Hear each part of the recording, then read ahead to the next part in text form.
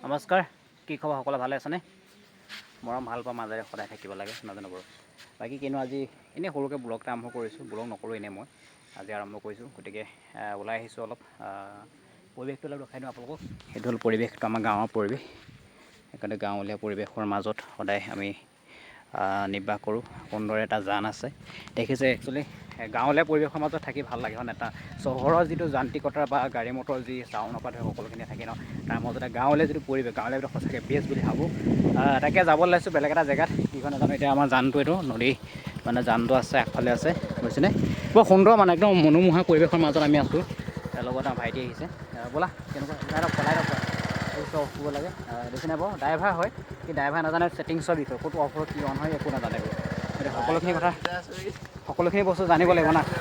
এই ড্ৰাইভাৰ বুলি ক'লে এনেই নহয়, সকলোখিনি বস্তু লাগিব। য'ত নেকি আপোনাৰ গাড়ীখন চলোৱাৰ পৰা ধৰি কি সুবিধা আছে, গাড়ী চকা হাৱা আছে নাই, বাইকখনৰ হাৱা একেবাৰে কমি আছে, নিচিনা একেবাৰে কমি আছে হাৱা।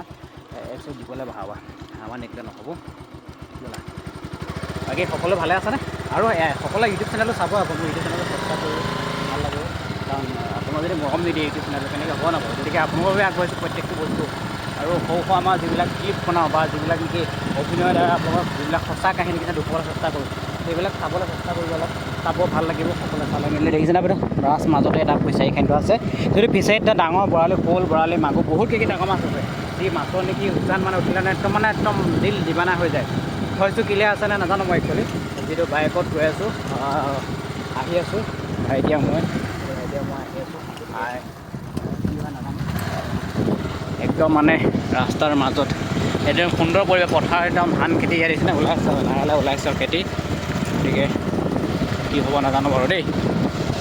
লগতে কি মানে ভাইটিয়ে আইফোন এটা কিনিলে, iPhone 18 Pro Max এডভান্স কিনিছে। গতিকে আইফোনটো দেখুৱাওঁ আপোনালোকক, কাৰণ লঞ্চ হোৱাই নাই। লঞ্চ হোৱাৰ আগতে মানে কিনি ৰেডি, জাষ্ট আনবক্সিং কৰিবলৈ বাকী আছে। এই আনবক্সিংটো হ'বলৈ অকণ সময় লাগিব। আনবক্সিং হওঁতে ক্লিয়াৰ হৈ যাব দেই। আনবক্সিং হ'বনে? 18 Plus Max ন?